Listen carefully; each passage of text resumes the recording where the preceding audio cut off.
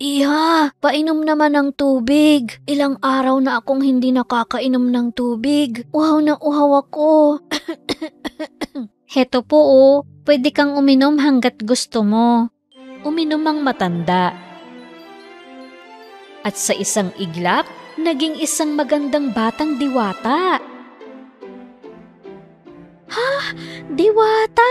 Gusto kong magpasalamat sa iyong tulong, magandang dalaga. Humiling ka.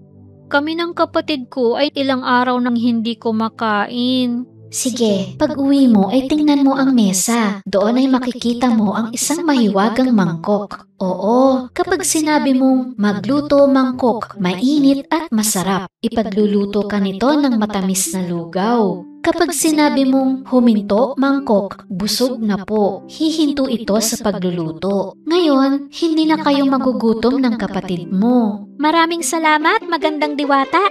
At tulad nga ng sinabi ng diwata, may isang mangkok sa mesa.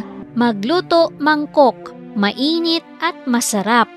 Tapos ay biglang uminit ang mangkok at nagsimulang magluto ng matamis na lugaw. Sa wakas ay nabusog din. Ang sarap ng lugaw, no? Kaya kong kainin itong matamis na lugaw araw-araw. Natutulog pa ako, hindi mo ba nakikita? May sasabihin sana akong napakahalaga, pero... Nakalimutan mo? Ay, tatak Sally, ang kapatid kong may memorya ng isda.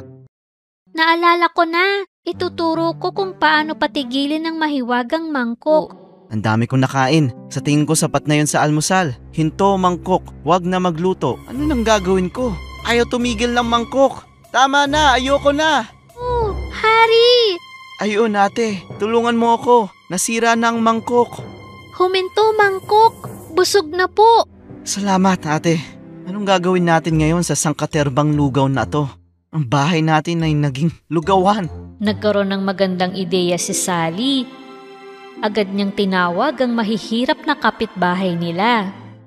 Totoo nga. Ang mahiwagang mangkok. Ilang araw na ako naghanap ng pagkain para sa aking asawa at mga anak. Wala na akong lakas.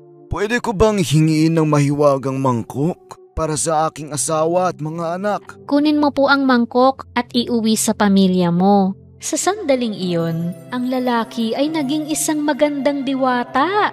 Napasaya niyo talaga ako, Hari at Sally. Pinakain niyo ang mahihirap sa bayan at tinulungan niyo ang taong nagugutom ang mga anak.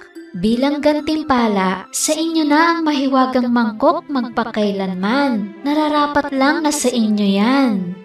Talaga?